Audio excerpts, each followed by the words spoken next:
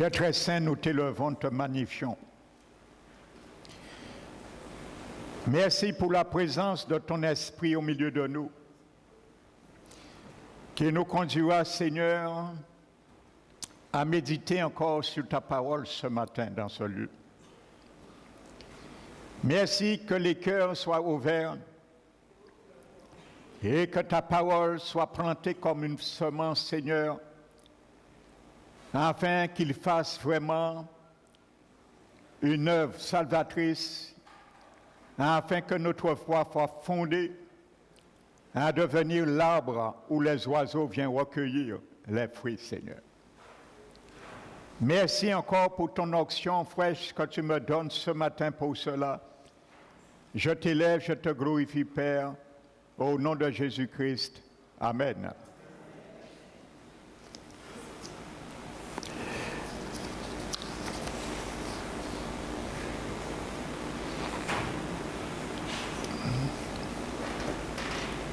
Donc, je vous salue encore fraternellement.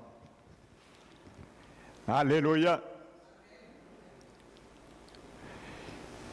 Le titre de ce message, je salue s'il y a des visiteurs, bien sûr, parmi nous ce matin. Amen.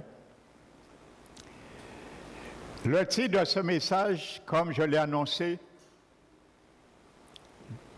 dommage tous ne sont pas venus ce matin pour entendre la suite. Comme je disais, en 1 heure, c'est impossible de tout expliquer sur la guérison divine et sur la foi. Donc le titre de ce message, ce sera « Les ingrédients de la foi pour combattre ». Amen. Non seulement pour acquérir la guérison seulement, mais dans tout domaine et situation de nos vies. Parce que la foi, nous parlons du mot foi, par la foi, mais je vais vous faire, par la grâce qui m'a été faite par la parole de Dieu, d'y rentrer dans la cartographie de ce mot, la foi.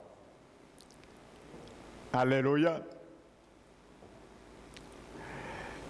Vous savez, le mot foi, déjà dans la Bible, c'est le mot grec pistis. Et le mot pistis définit tout ce qui concerne,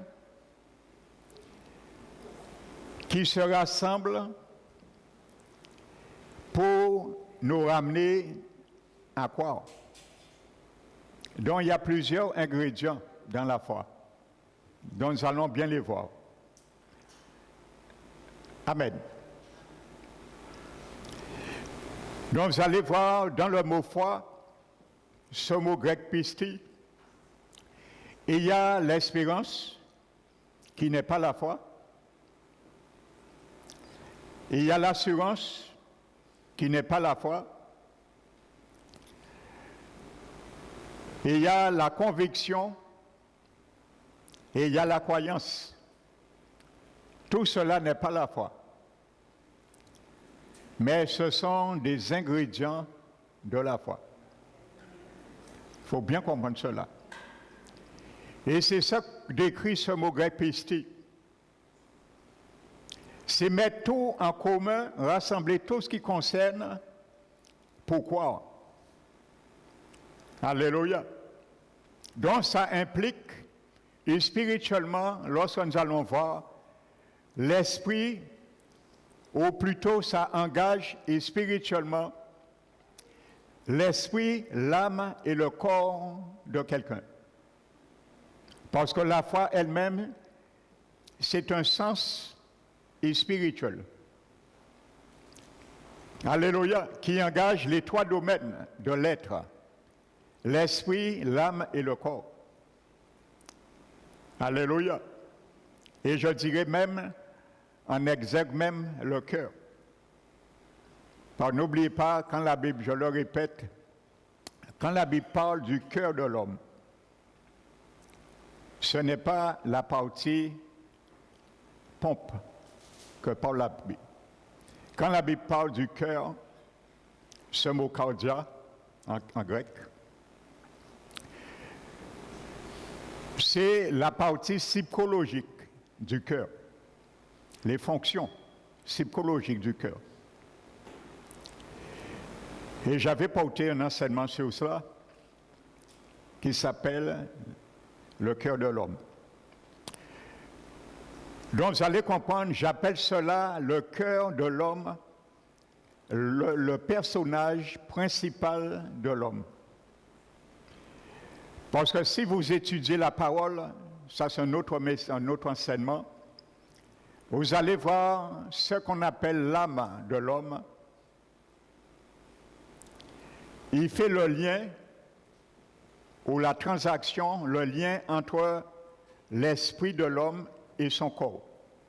C'est l'âme. Mais le cœur, lui, il fait le lien ou la transaction entre l'esprit et l'âme. Amen.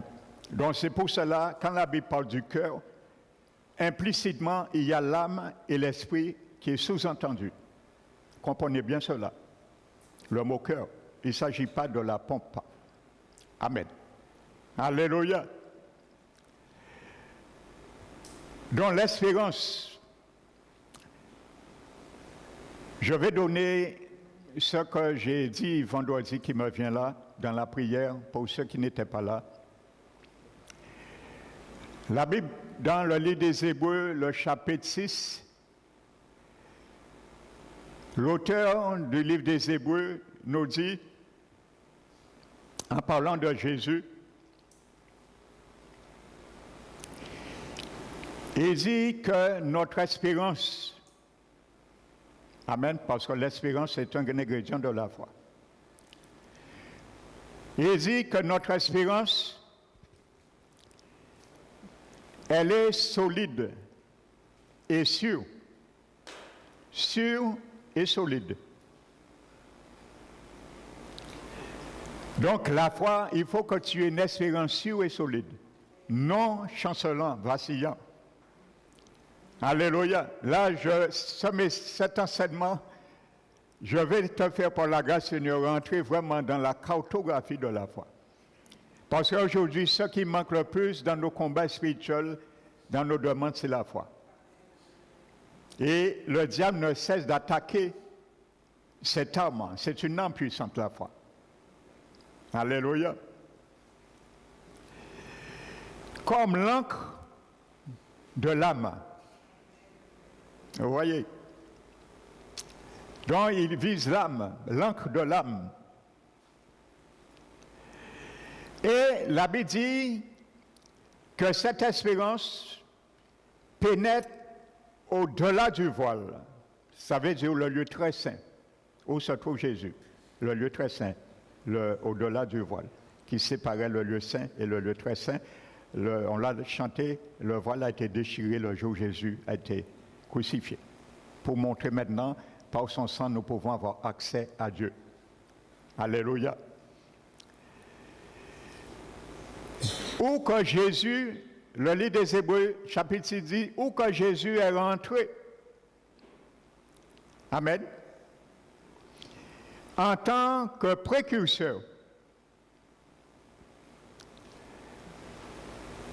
et souverain sacrificateur selon l'ordre de Melchizedek. Amen.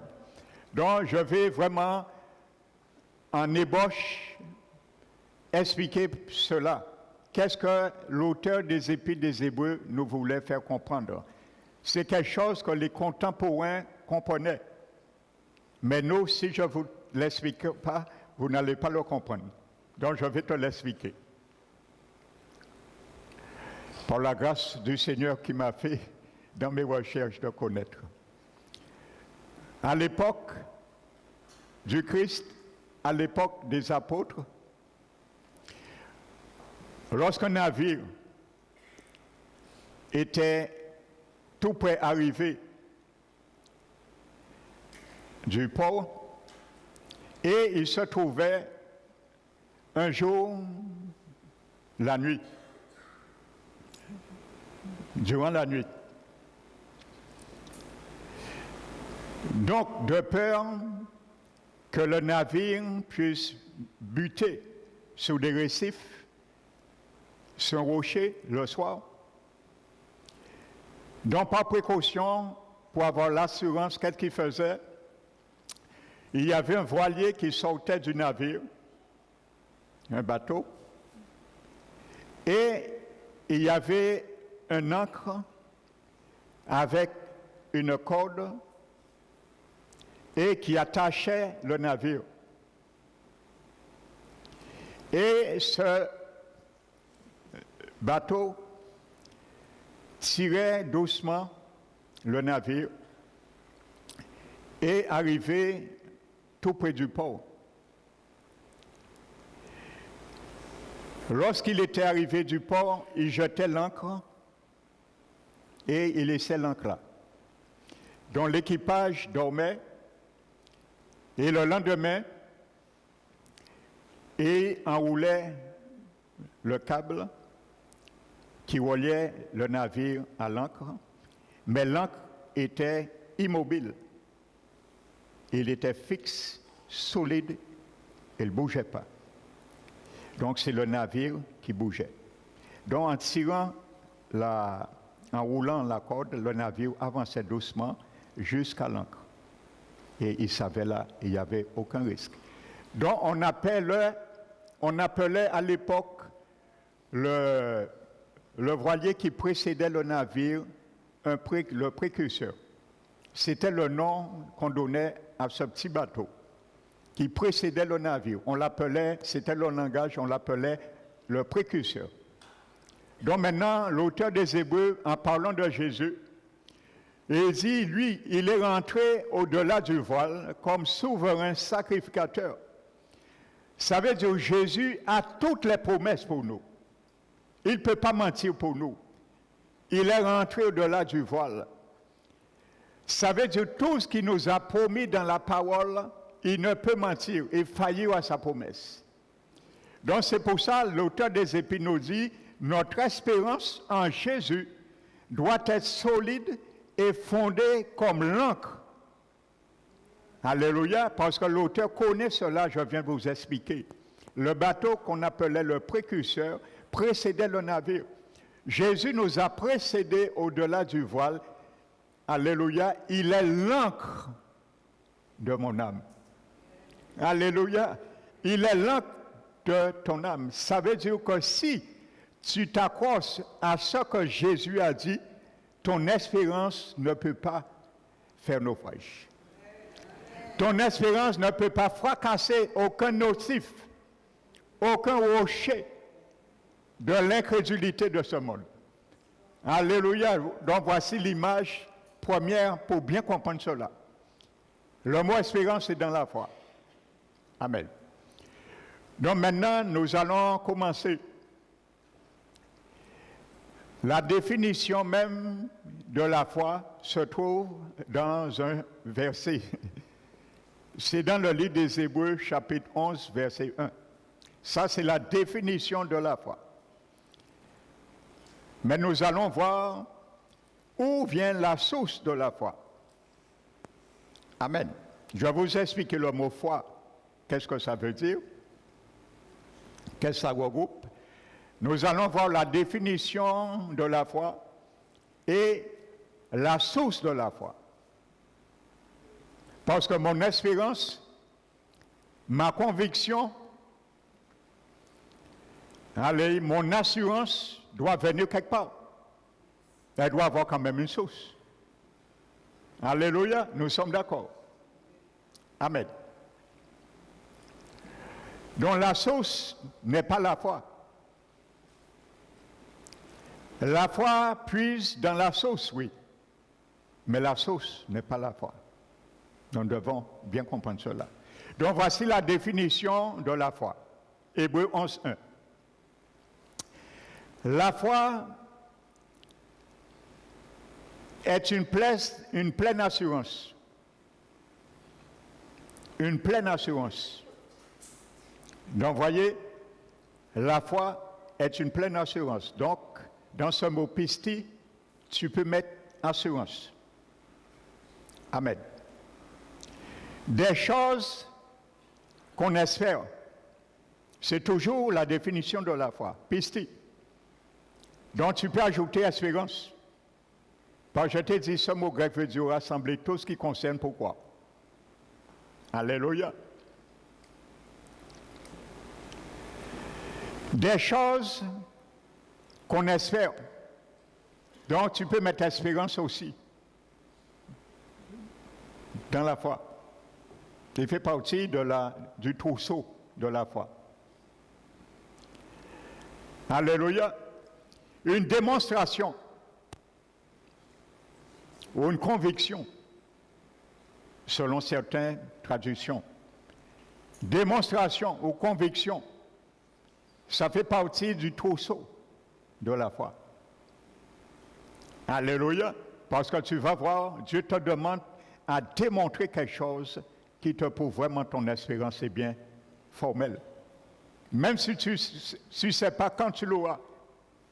Mais il te demande parfois des démonstrations. Je vais vous donner quelques témoignages pendant que nous allons aller avec cet enseignement. Une démonstration de celle qu'on ne voit pas. Voici la définition de la foi. Alléluia. Amen. Donc ça veut dire, tout cela te permet à croire. L'espérance, l'assurance, conviction, démonstration m'amènent à croire. Alléluia. Autrement, s'il n'y a pas ça, je crois à quoi? Et qui? C'est pour ça maintenant la source de la foi qui me permet de croire à cela et de m'accrocher à cela comme l'encre. Alléluia. La Bible dit, maintenant vient de Jésus. C'est pour ça que le livre des Hébreux le dit. Maintenant la source de la foi vient. L'espérance, l'assurance, la démonstration, la conviction vient de quoi maintenant? Vient de ce qu'on entend. Et ce qu'on entend vient où? De la parole de Jésus. Or, Jésus, il n'y a rien. La Bible est claire. Ça, c'est la source de la foi.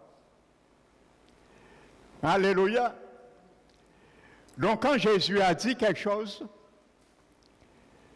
si je vais puiser mon espérance, ma conviction,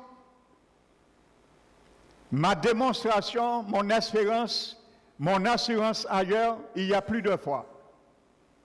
Les choses sont claires? Amen. Vient de ce qu'on entend. C'est pour ça que Jésus a mis la barre très haute pour ses disciples et pour toi et moi, si tu es disciple. Un disciple, c'est celui qui a reçu Jésus. Le mot chrétien n'existait pas à l'époque. Amen. C'est un mot, si je peux dire, péjoratif. Vous le savez, on trouve le mot chrétien pour la première fois dans la Bible. C'est dans le livre des Actes, le chapitre 14, je crois. On traitait les disciples de chrétiens. Le mot chrétien, c'était des gens qui sont sans instruction. Parce qu'à l'époque, dans le bassin romain, tout le monde croyait à des dieux. Et il n'y avait que les disciples qui ne croyaient pas et qui croyaient un seul Dieu. Donc on les appelle des gens qui ne sont pas instruits. Donc on les a donné pour cela le mot chrétien. Voici l'origine du mot chrétien. Alléluia. Et c'est pour ça que Pierre dit ailleurs dans son épître de ne pas avoir honte pour le nom de chrétien que nous portons. Parce que nous croyons en un seul Dieu. Alléluia. C'est pour ça que tu t'appelles chrétien. Je m'appelle chrétien parce que nous croyons un seul Dieu et non à des dieux. Alléluia, nous ne prions pas à des saints. Alléluia. Le grand leader des saints, de prière des saints, maintenant il est descendu en enfer aujourd'hui. Vous savez de qui je parle. Je ne vais pas nommer son nom. Et là, il se rend compte qu'on ne rigole pas des choses de Dieu. On ne joue pas avec les choses saintes. Alléluia. Donc, la fois je disais, Jésus a mis la barre très haute pour les disciples. Nous allons venir sur ce verset plus tard. Dans Marc 11, il dit aux disciples à un moment donné, ils n'avaient pas vraiment cru. Quand Jésus avait dit au figuier, tu ne porteras plus jamais de fruits. Il avait maudit le figuier. Et le lendemain, l'abbé dit que les disciples ont vu le figuier sécher, commence à sécher. Et ils ont dit, Seigneur, Rabbi, mais le figuier que tu as maudit est en train de sécher à partir de ses racines. Amen. Donc le figuier n'a pas séché sous les feuilles, mais littéralement, le texte grec dit que le figuier a séché à partir des racines. Ça veut dire commencer à partir des racines. Ça veut dire que Jésus montre que pour démanteler quelque chose, il faut le traiter à la base. Et il a dit aux disciples, ayez la foi de Dieu. C'est faux ça, hein? C'est Jésus qui l'a dit. Dans le texte original, ce n'est pas ayez foi en Dieu. La plupart des traducteurs ont mis ayez foi en Dieu. Le texte littéral dit ayez foi de Dieu. Ayez la foi de Dieu. Alléluia. Donc c'est cette foi que Dieu, Jésus veut que tu aies. C'est cette foi que Jésus veut que j'ai. La foi de Dieu. Alléluia. Et Paul le dit. Amen. Amen. Il le dit dans un passage. Il dit que comme nous avons le même esprit de foi, exprimé par ces paroles de l'Écriture, en parlant de Dieu, il dit, il a cru, c'est pour cela il a parlé. Nous aussi, nous croyons et nous parlons.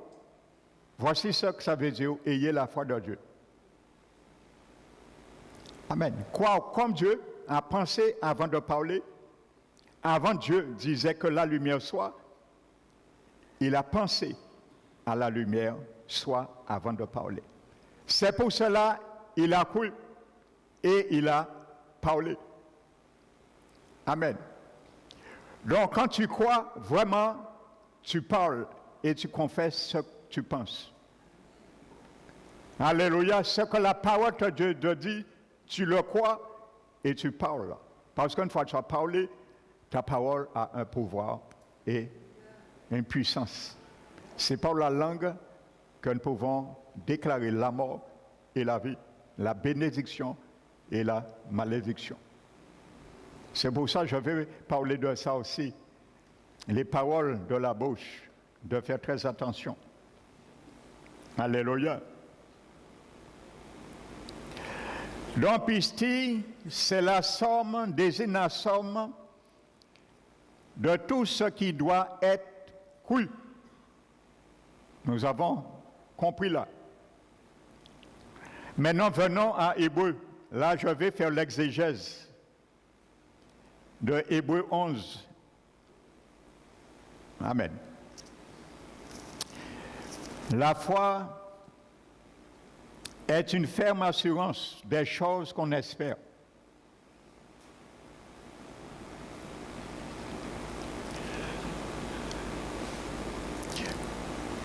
Donc la foi donc contient deux grands éléments là, la substance et la démonstration.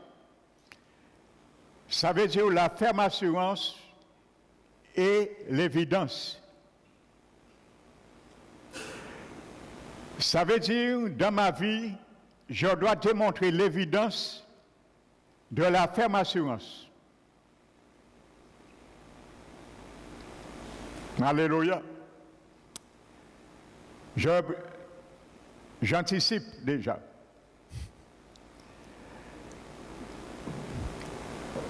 Ça veut dire, tu as un cancer. Quelqu'un a un cancer, je dirais plutôt. Il prend des cours, des séances de chimiothérapie. Et un jour, cette personne lit dans la parole que Dieu peut le guérir. Il met son espoir, son espérance, son assurance dans la promesse de Dieu. Et il dit, Seigneur, je crois que tu me guériras. Maintenant, ça laisse là la pleine assurance. Mais maintenant, la démonstration, l'évidence de cette croyance, de cette foi, c'est quoi? Eh bien, la personne dit, eh bien, à partir d'aujourd'hui, j'arrête tout chimio. Ça, c'est la démonstration de l'assurance. Ça veut dire parfois la foi nous demande à prendre des risques. Mais si notre espérance est comme l'encre, nous pouvons prendre nos risques. Alléluia. Je connais des gens qui ont pris des risques. Et ils ont été guéris. Mais ça, c'est ça, la foi. C'est ça la démonstration. Alléluia. J'ai eu à conseiller des gens indirectement d'arrêter la chimio. Parce qu'en tant que pasteur, je n'ai pas le droit de dire aux gens d'arrêter. Je n'ai pas le droit. Mais implicitement, indirectement, je les ai fait comprendre cela. Et il y a certains qui n'ont pas pris garde, ils ont continué, sont morts. Mais il y a ceux qui ont compris, ils ont arrêté, ils ont été guéris. Parce que nous le savons, la chimio, je ne vous apprends rien. L'hôpital même est conscient que ça détruit. Amen. Donc si tu as l'espérance que Jésus peut te guérir, ça vaut mieux de prendre ce risque. Amen. Alléluia. Donc voici un exemple concret. Alléluia. Amen. Ça, c'est la vision de la foi. Il y a beaucoup qui doutent encore de la guérison divine. Je reviendrai sur ça aussi. Je prendrai du temps sur tes enseignements. J'ai eu l'occasion à visiter certains malades. Et je profite de le dire.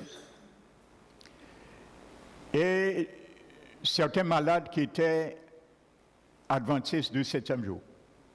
Ça, je le dis parce que moi-même, j'étais un adventiste.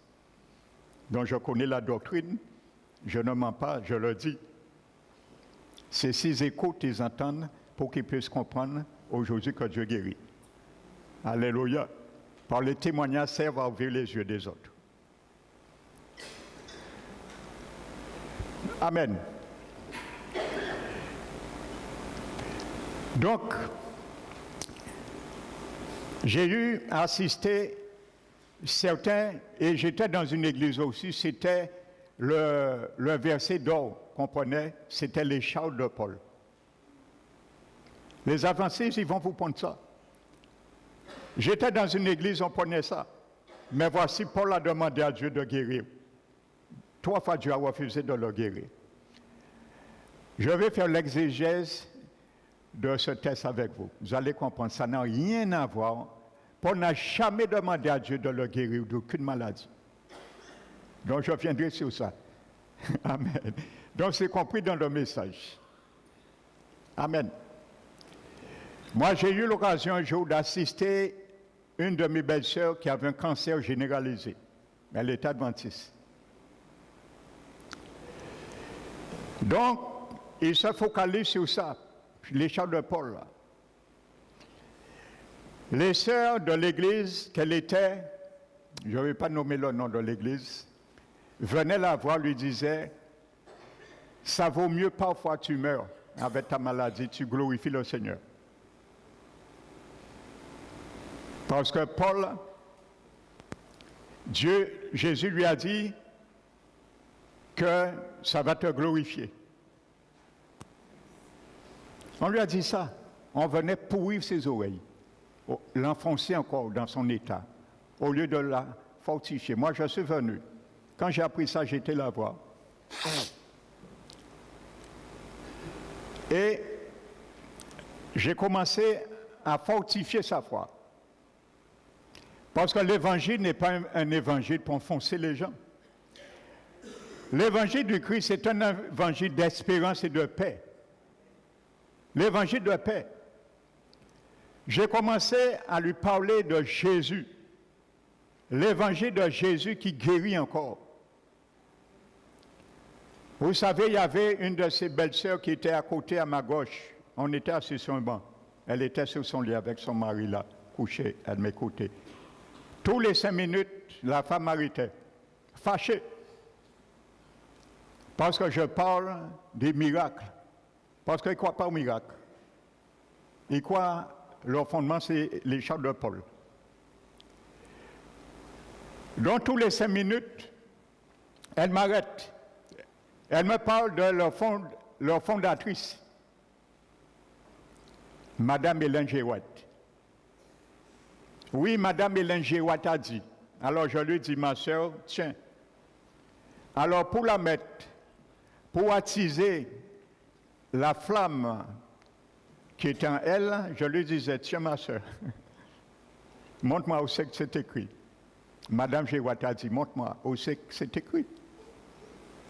Elle ne pouvait pas. Alors je lui ai dit, bon, nous laissons Madame Géouat, où qu'elle est, je ne sais même pas si elle est dans la présence du Seigneur, parce que c'est une fausse prophétesse, je te le dis, je la connais mieux que toi, j'ai étudié ses écrits mieux que toi, et j'étais adventiste. Alors laissons-la où qu'elle est et parlons de Jésus, celui qui est mort et qui est ressuscité. Alléluia. Elle m'arrêtait.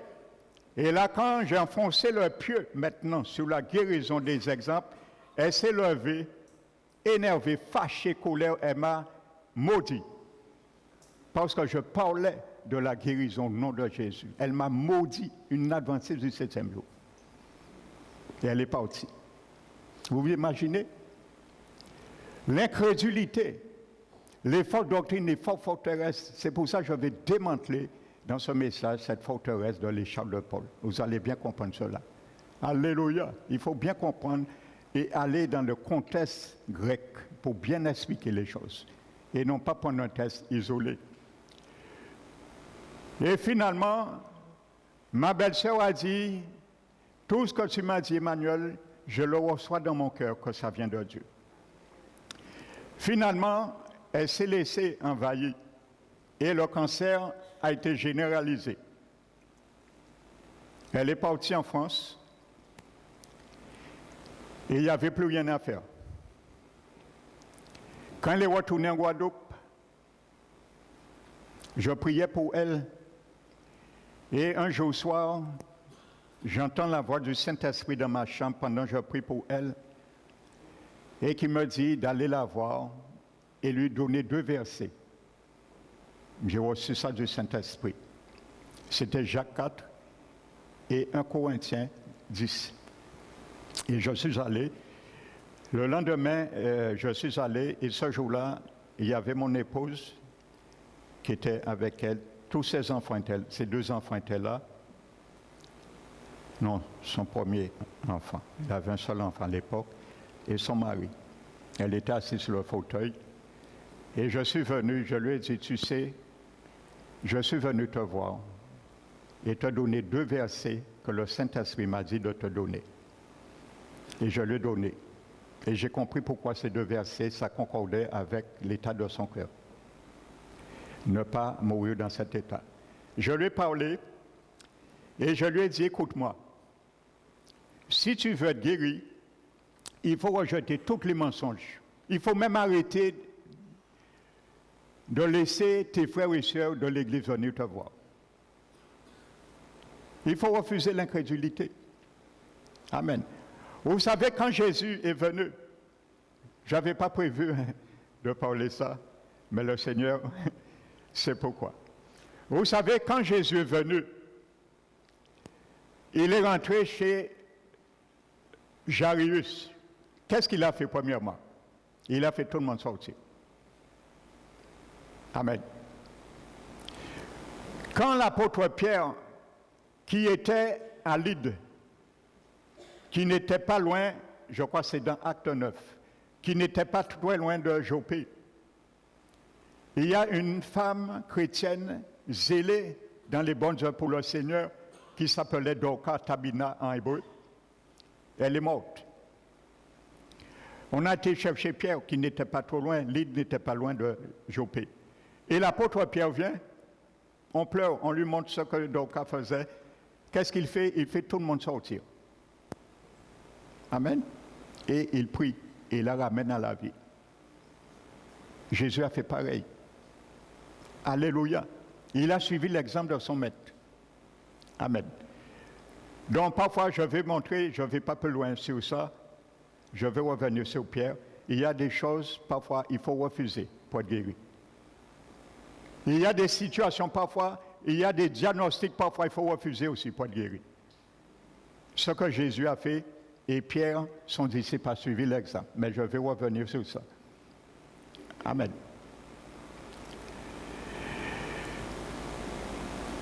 Donc je leur disais de refuser. Et j'ai parlé avec elle. Vous savez, frères et sœurs, je me suis mis à genoux après. Je me suis mis à pleurer en priant pour ma belle-sœur, en larmes, effondré, à cause de l'incrédulité qui a pourri ses oreilles et sa foi. Frères et sœurs, ce n'est pas moi qui pleurais, le Saint-Esprit en moi.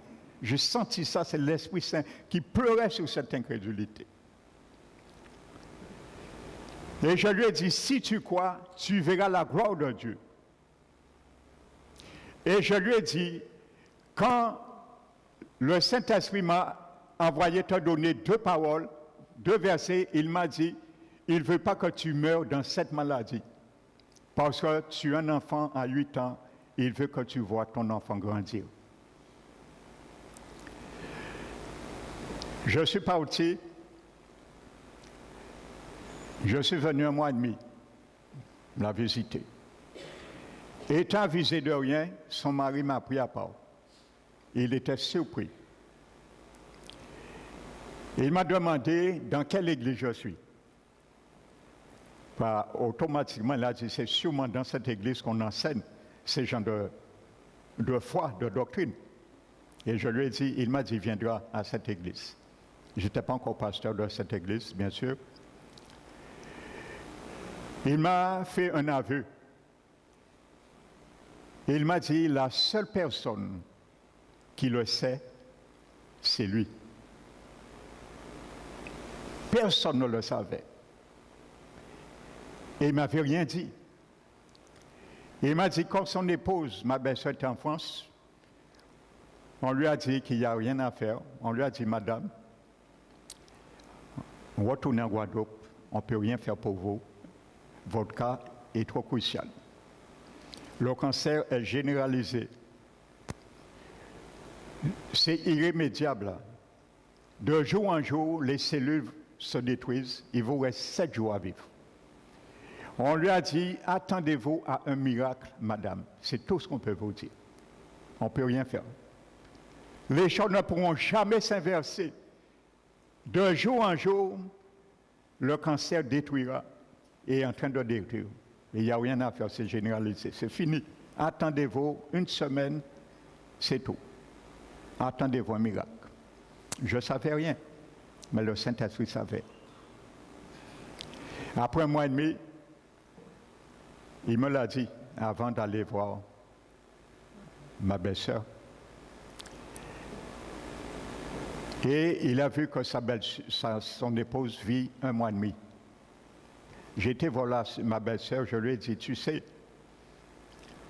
comment les infirmières qui viennent te soigner à domicile et l'hôpital conçoivent ta situation. Vous savez ce qu'elle m'a dit? Elle m'a dit, Emmanuel, le CHU garde le silence sur mon cas. Ils sont confus. Ils ne savent pas quoi dire. Ils ne savent pas quoi dire. Ils sont confus. Les cellules de jour en jour sont en train de s'améliorer, frères et sœurs. Elle me l'a dit de sa bouche. L'hôpital a gardé le silence. Ils ne savent pas quoi dire, frères et sœurs, parce qu'ils ont reçu l'avis médical de France. Et je lui ai dit, qu'est-ce que tu as dit à l'hôpital? Il a dit, je n'ai rien dit. J'ai dit, mais tu devais confesser ce que Jésus a fait pour toi. Un si grand miracle. Elle m'a dit, non, elle n'a rien dit. Et je lui ai dit, tu vois, tu es guéri. Vous savez quelque chose, frères et sœurs? J'ai laissé maintenant. Là, en pensant en effet, elle a laissé les adventistes revenir, pourrir ses oreilles, lui dire, mais tu sais, ma grand-mère avait un cancer un jour, elle a vu un ange, l'ange lui a dit, meurs comme ça, parce que ma grâce te suffit. Quand tu mourras comme ça, je te prendrai. Et elle est morte comme ça. On a pourri ses oreilles, elle a perdu sa guérison. Frères et sœurs, voici ce que la religion vous donne. Frères et sœurs, la religion, ce qu'on appelle des esprits religieux.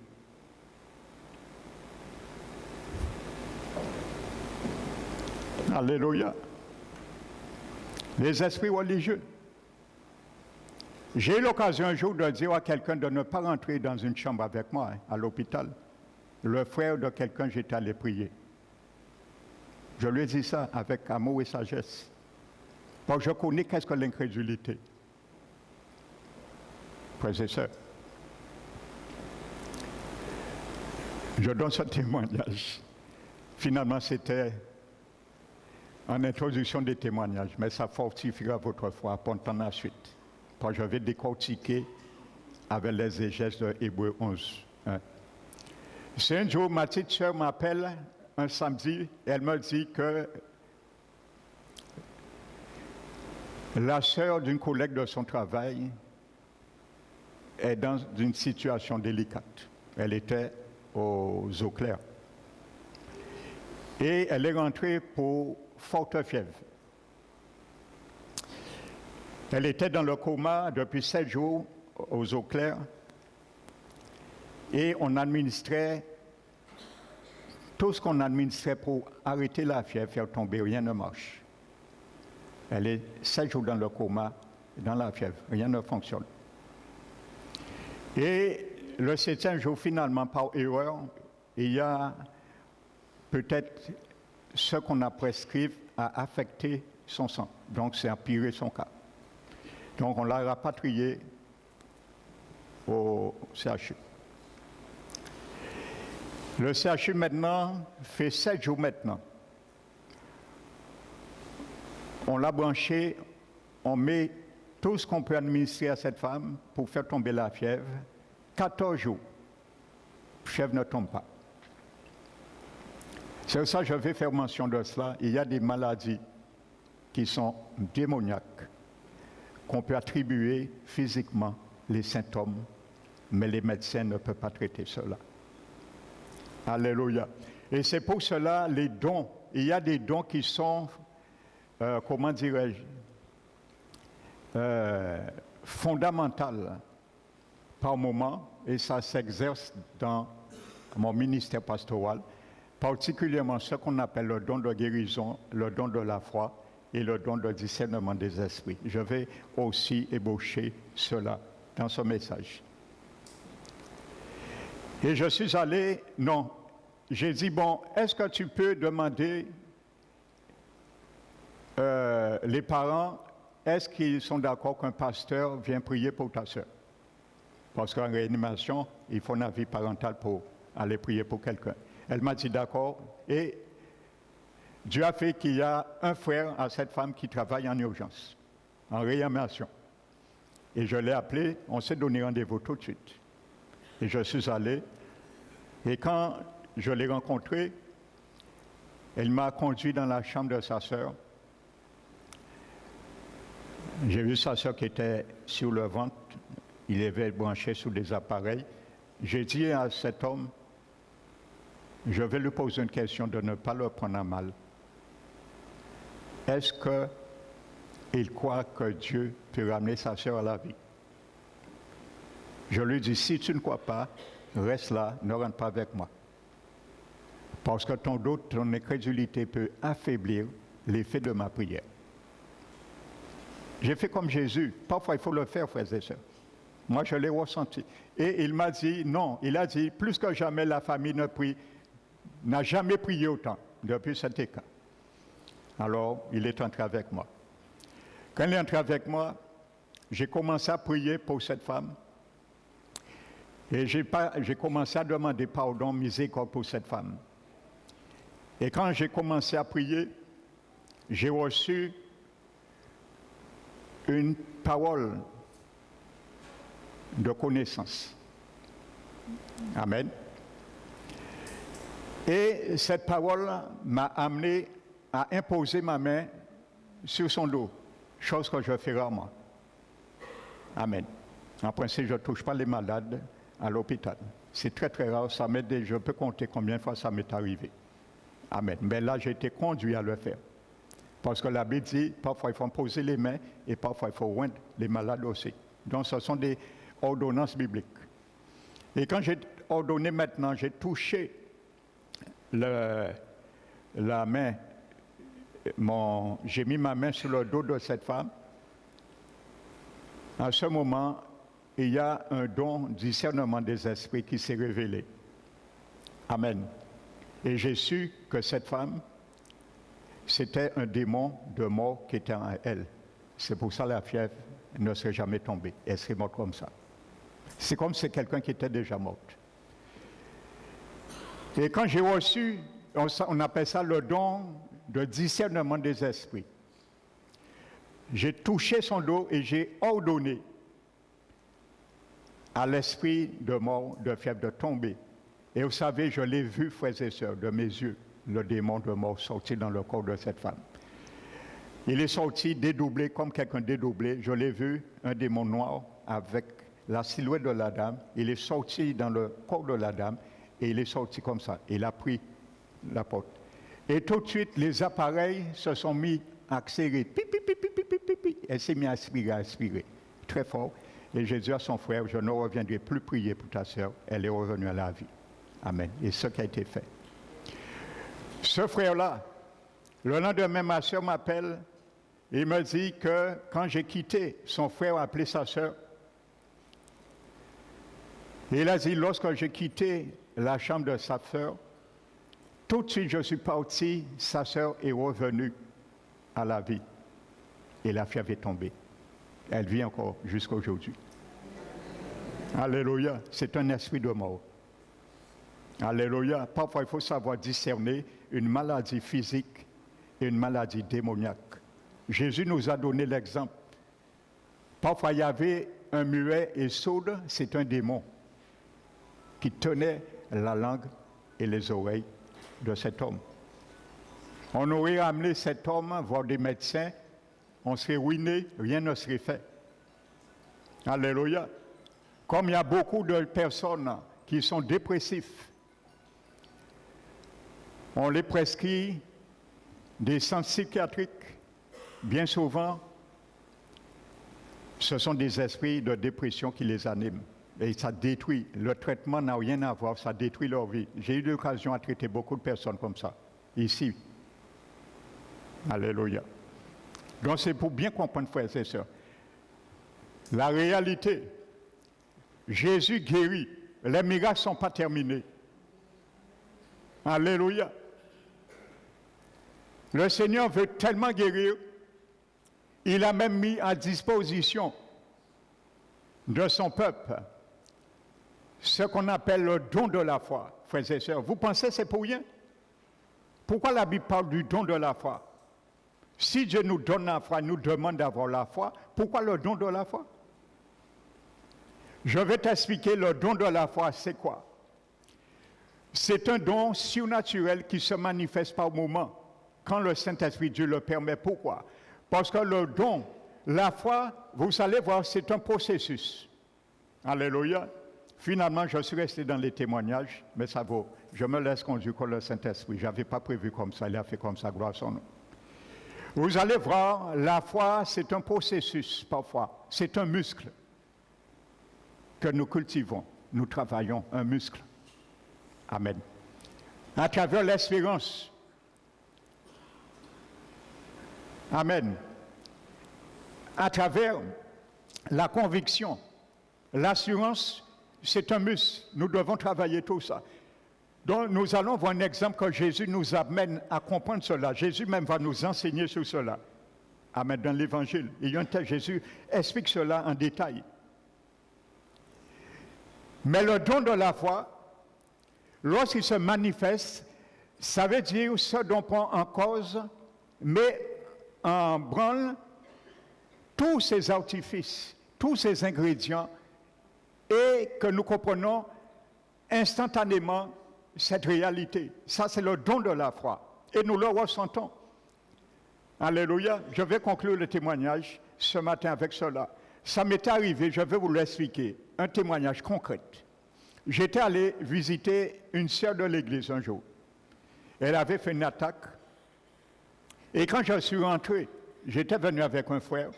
Quand je suis rentré, on est rentré dans la chambre. Elle était beau et il y avait une jeune fille de 17 ans à l'entrée de la chambre. Ils étaient à deux. Quand je suis rentré dans la chambre, j'ai reçu le don de la foi. Et ce don de la foi me disait, il faut que je prie pour cette femme. Je ne la connaissais pas. Je l'ai ressenti, reçu, frères et sœurs, c'était tellement manifeste. J'ai dit à la sœur, cette fille, elle souffre de quoi? Elle m'a dit, elle est sortie de Saint-Martin. Et elle m'a expliqué que cette femme, sa mère est chrétienne, et ils étaient allés dans un anniversaire, je ne sais pas quoi.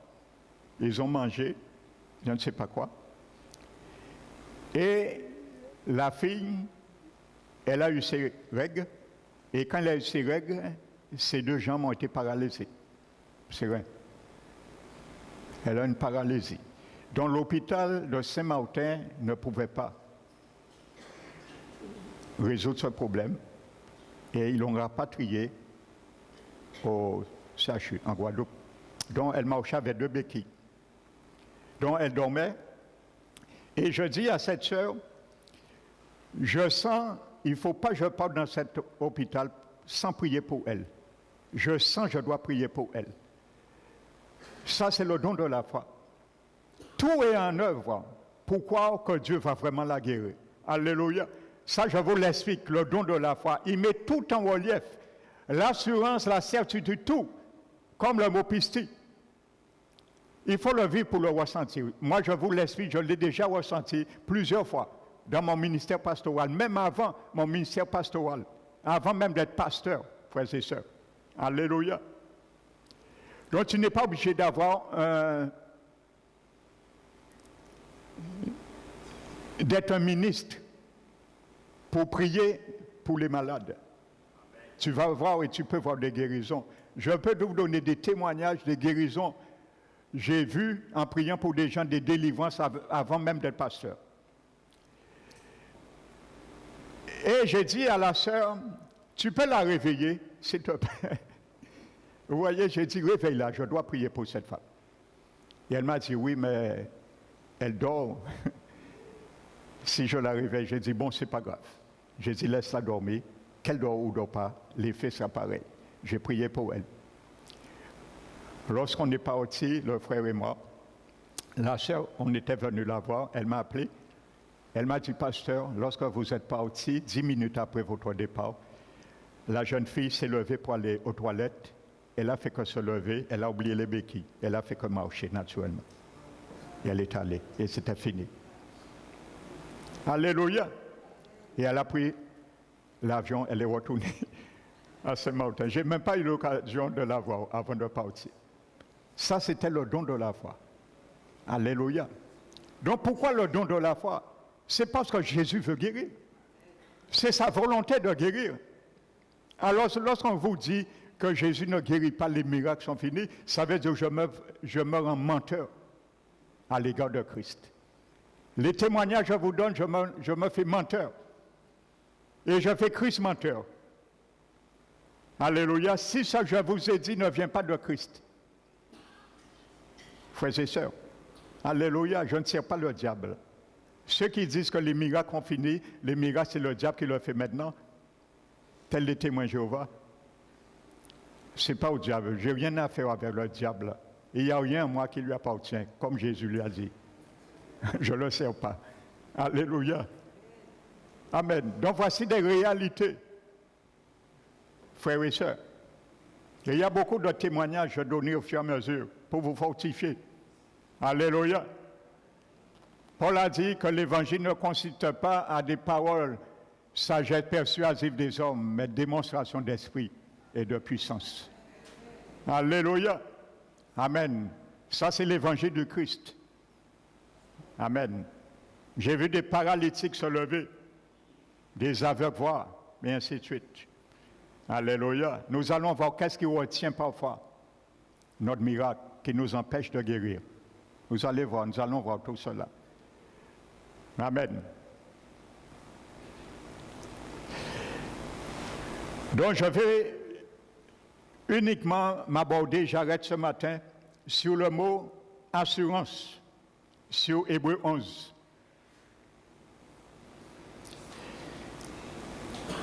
Le mot grec qui est traduit par assurance là, la foi est une ferme assurance.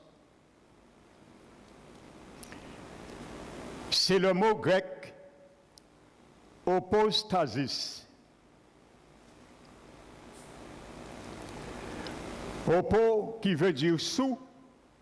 L'étymologie de ce mot opostasis veut dire opo, sous, et stasis, se tenir. Donc, ce mot veut dire se tenir sous. Amen. Donc, cela signifie littéralement dans le grec ce qui se tient en dessous pour soutenir. Alléluia. Ce qui se tient en dessous pour soutenir. Quoi? Nous allons voir. Ta guérison, ce que tu demandes. Dieu te montre, tu dois te mettre en dessous la chose que tu t'attends et tu dois la soutenir, c'est toi qui la soutiens. Alléluia. Le jour où il y aura d'autres crédulités, les choses vont chanceler, ça va tomber. Tu dois t'arranger que tu les tiens jusqu'au bout. D'une manière solide et sûre comme l'encre de ton âme. Alléluia, ça rejoint Hébreux 6. Qui se tient en dessous de quelque chose pour soutenir. Alléluia. Cela veut dire ce qui est la fondation, l'essence réelle. La fondation, l'essence réelle. Alléluia. La foi est une pleine assurance. La foi, tu dois te tenir en dessous quoi? de ce que tu espères, de ce que j'espère. Je dois me tenir en dessous de ce que j'espère, de ce que tu espères. C'est toi qui le soutiens. Alléluia. Amen. Donc c'est moi qui le soutiens. Mon espérance, je la soutiens. C'est ça, ça veut dire ce mot, hypostasis. Premièrement, et je m'arrête ce matin. Voilà. Et nous allons voir le reste des mots dans ce verset. Alléluia. Le Seigneur est grand. Alléluia. La Bible a dit dans 1 Jean 4, tel Jésus est au ciel, tel nous sommes dans ce monde. La miséricorde de Jésus guérit encore. Donc si je manifeste cette même miséricorde, alléluia, je verrai les mêmes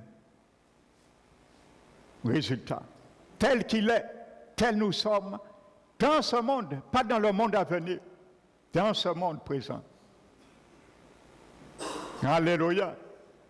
Il est Dieu, il est Seigneur. Amen. Je vais m'arrêter ce matin. Nous allons nous mettre debout.